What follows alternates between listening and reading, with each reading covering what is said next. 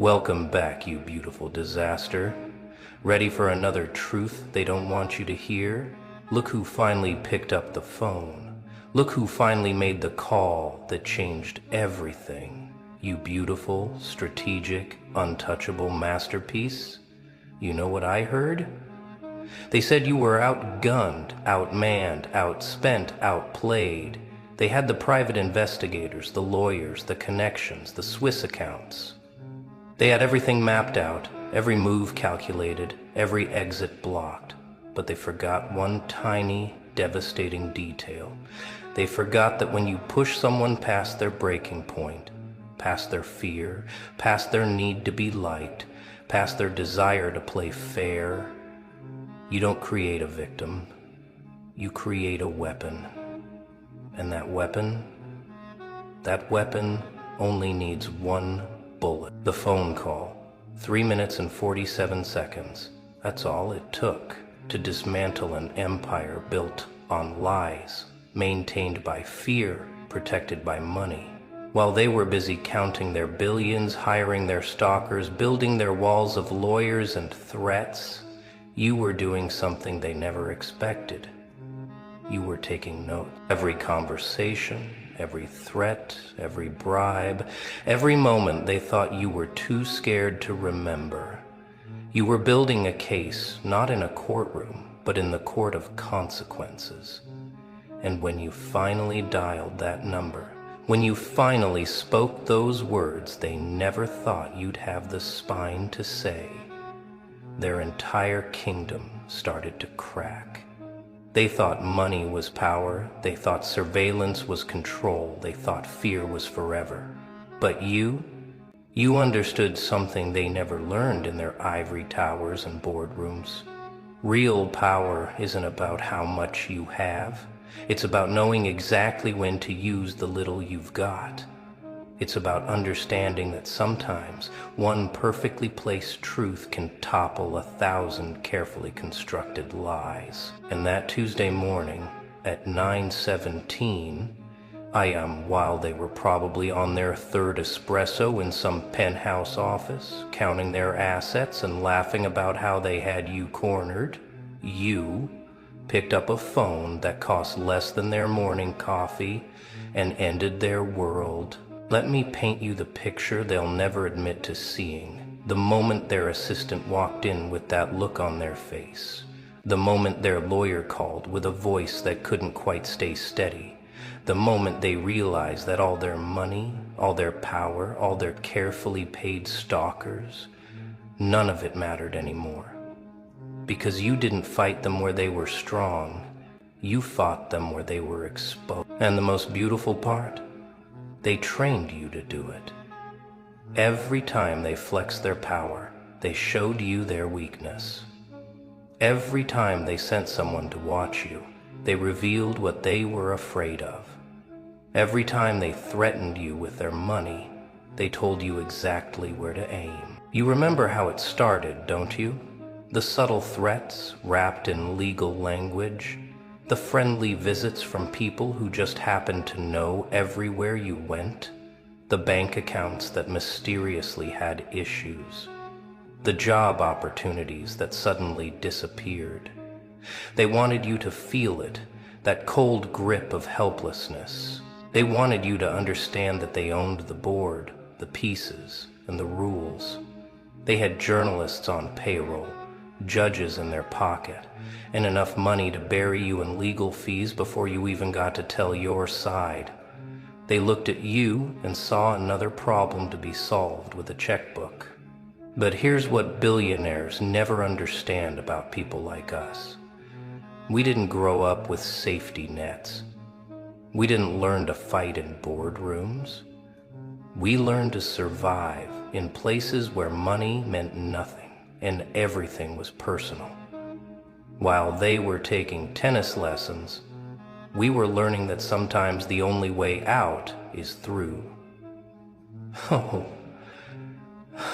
While they were inheriting empires, we were discovering that when you have nothing left to lose, you become the most dangerous person in any room.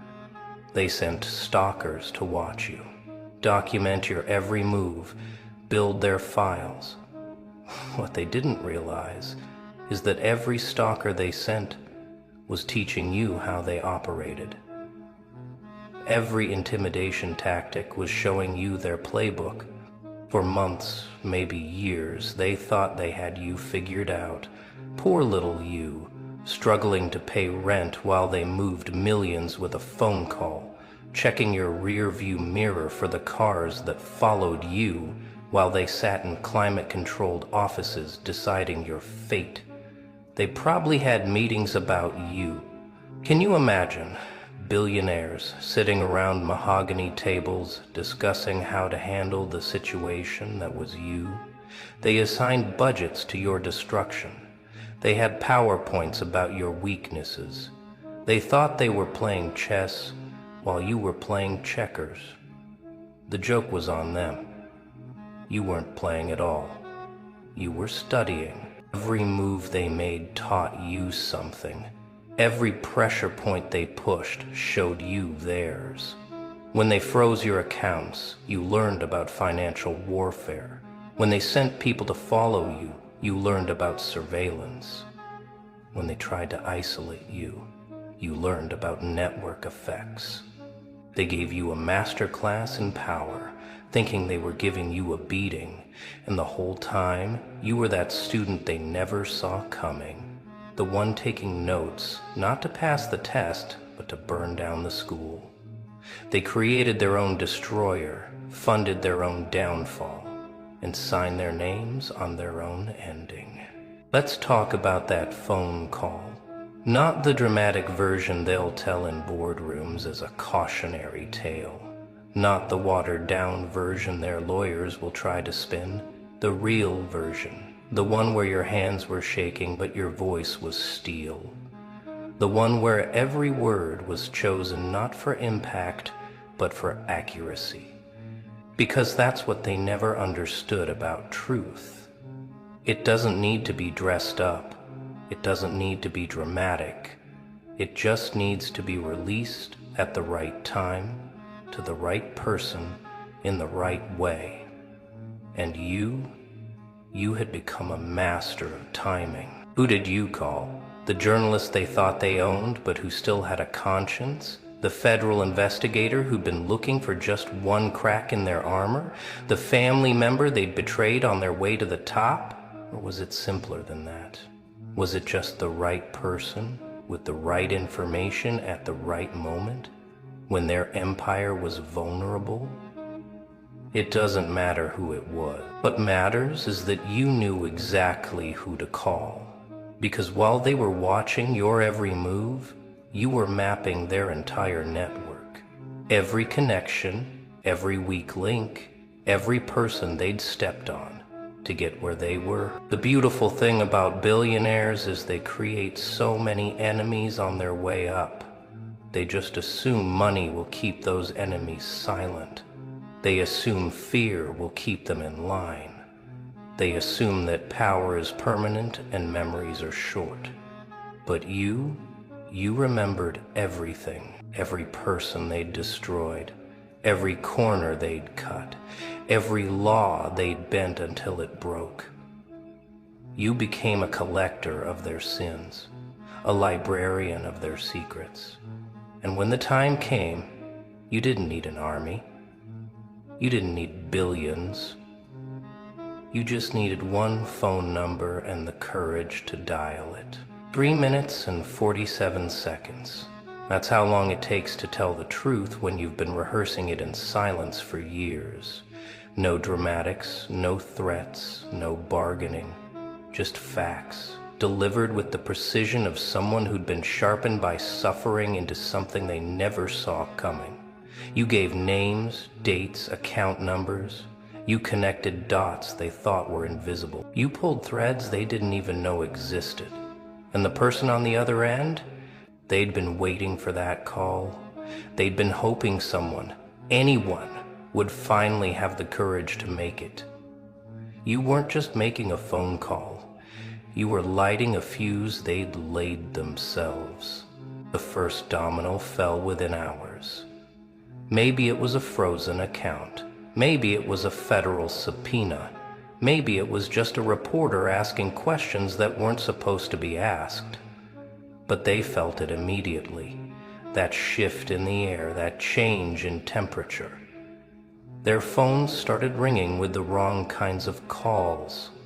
Their lawyers started sounding nervous. Their allies started having scheduling conflicts. The kingdom they'd built on intimidation started to shake because someone finally wasn't intimidated anymore.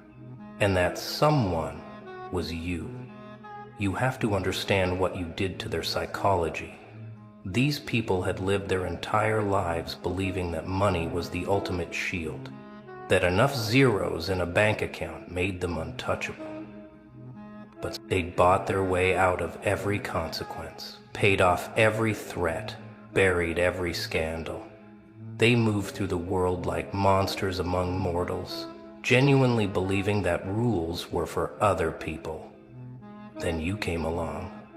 You, with your regular phone and your regular life and your irregular courage. You showed them that all their billions couldn't buy them protection from someone who'd stopped being afraid. The stalkers they'd hired started calling in sick. Funny how that works, isn't it? When the ship starts sinking, even the rats know to run. The investigators who'd been documenting your every move suddenly had other priorities. The lawyers who'd been sending threatening letters suddenly recommended exploring settlement options. The entire machinery they'd built to crush you started to sputter and stall because machinery needs operators, and operators can smell which way the wind is blowing. They'd intimidated hundreds, maybe thousands, but they'd never faced someone who'd turned their intimidation into education. Watch how fast billions become worthless when the right people start asking the right questions. Watch how quickly power evaporates when it's exposed to light. They're probably in damage control mode now, throwing money at the problem like they always do. But here's the thing about truth. It's expensive to bury and impossible to kill. Every dollar they spend trying to contain what you started just creates more paper trails. Every person they try to silence becomes another potential phone call. Every move they make in desperation just proves what you said was true. You didn't just make a phone call, you started an avalanche. And avalanches don't care about your net worth. They're not sleeping well anymore, are they? Those Egyptian cotton sheets on their California king beds feel a little less comfortable when you're waiting for the next shoe to drop. Their personal chefs are preparing meals for people who've lost their appetite. Their private jets are fueled up for escapes they're not sure they can make because you did something to them that all their money can't fix. You put fear in hearts that had forgotten what fear felt like. You made them feel what they'd made hundreds of others feel. And unlike them, you didn't need a team to do it. This is what they never tell you in business school. Real power isn't about what you can build. It's about what you can destroy with the truth. They spent decades constructing elaborate lies, complex schemes, intricate networks of mutual corruption. They had politicians in their pockets and police on their payroll. They thought they'd built something permanent, something too big to fail.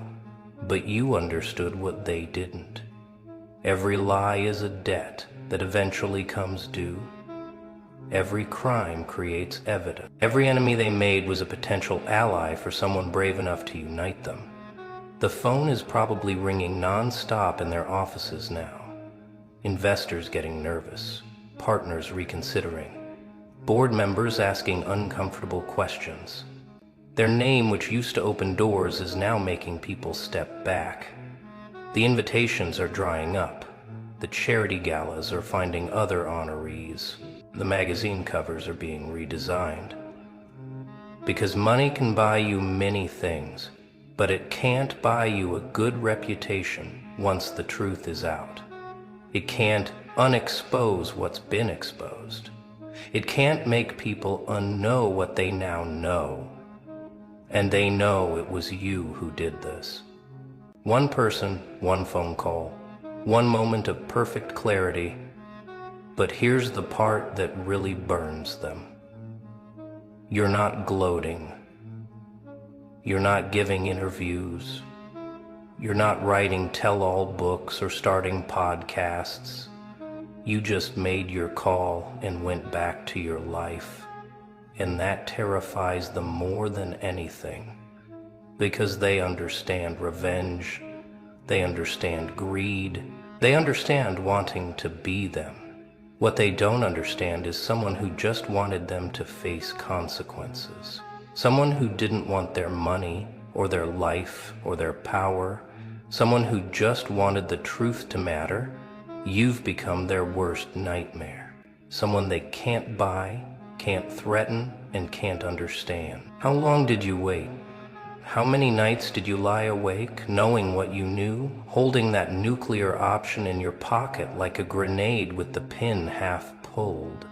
They thought your silence was weakness. They thought your patience was paralysis. They thought every day you didn't act was another day they'd won. But you weren't doing nothing. Nothing. You were doing the hardest thing in the world.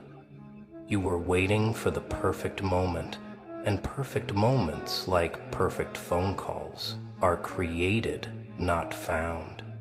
Every document you saved, every recording you made, every piece of evidence you gathered, it was all building to this. While they were living their lives of excess, you were living like a spy in your own life, documenting, archiving, preparing. They hired professionals to watch you, but you were the one really watching. You saw their patterns, their vulnerabilities, their cycles of arrogance and paranoia.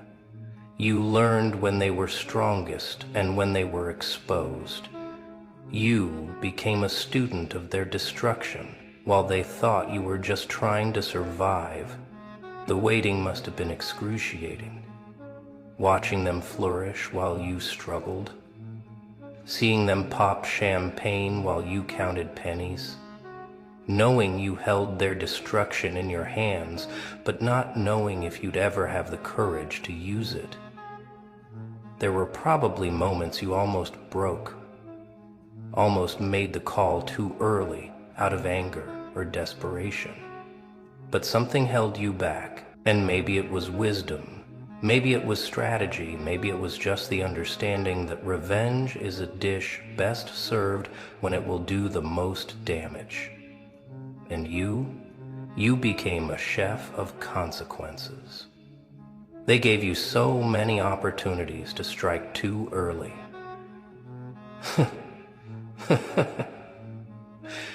Every provocation, every humiliation, every twist of the knife, they were trying to make you react. They wanted you emotional, sloppy, easy to discredit.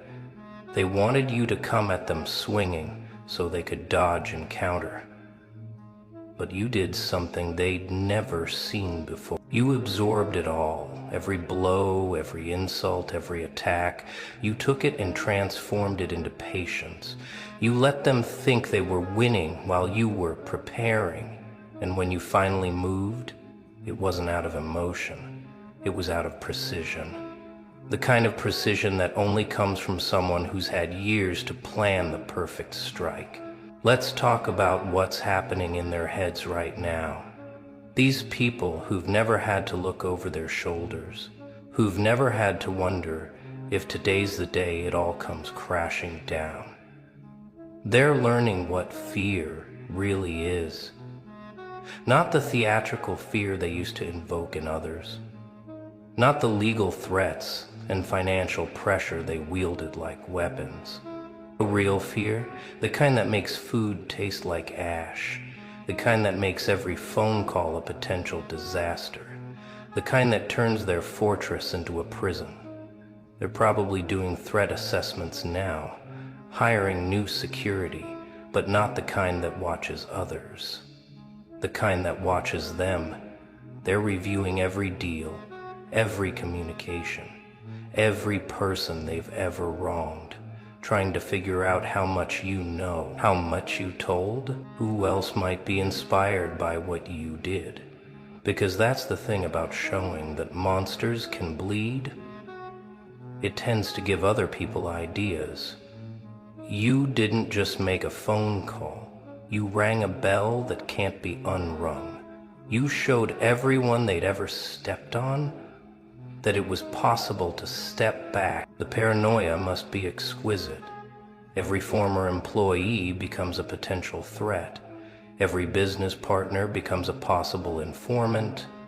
They're probably paying people to sign new NDAs, stronger ones, desperate ones. They're probably moving money, hiding assets, preparing for wars they don't even know are coming yet. But how do you prepare for the unknown? How do you defend against the truth when you don't know how much truth is out there? You've turned their strength into weakness, their network into a web of potential betrayals, their wealth into evidence of crimes. And the beauty of it all? You're not coming for them. You already came. Past tense. Done. Finished. That phone call was both the first shot and the killing blow. Everything happening now is just gravity doing its work. They keep looking for your next move, but there isn't one. You're not playing anymore. You won. With one phone call, you changed the entire game. And now they have to live in the world you created.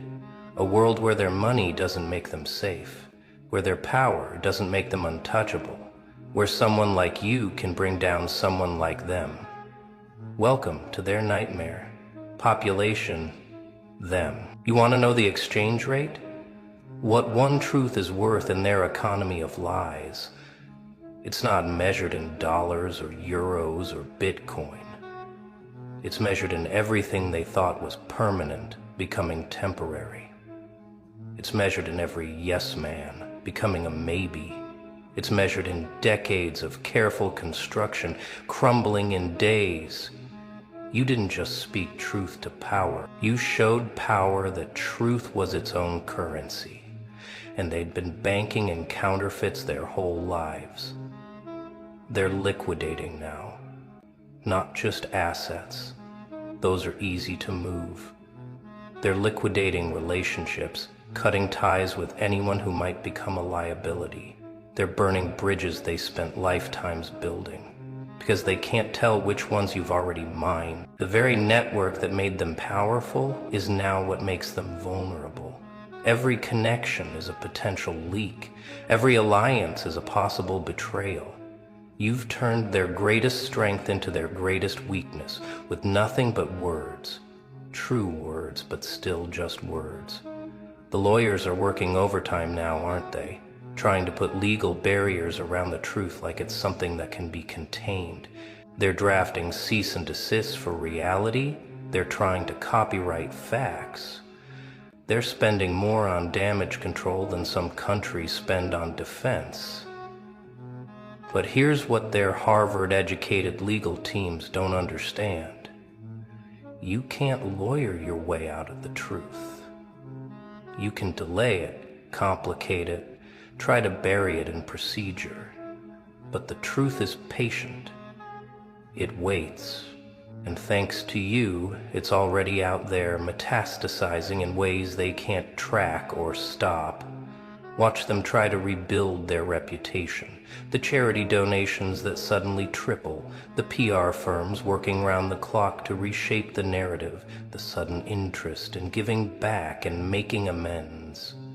It's almost funny watching billionaires discover conscience at the exact moment conscience appears. But everyone can see the timing.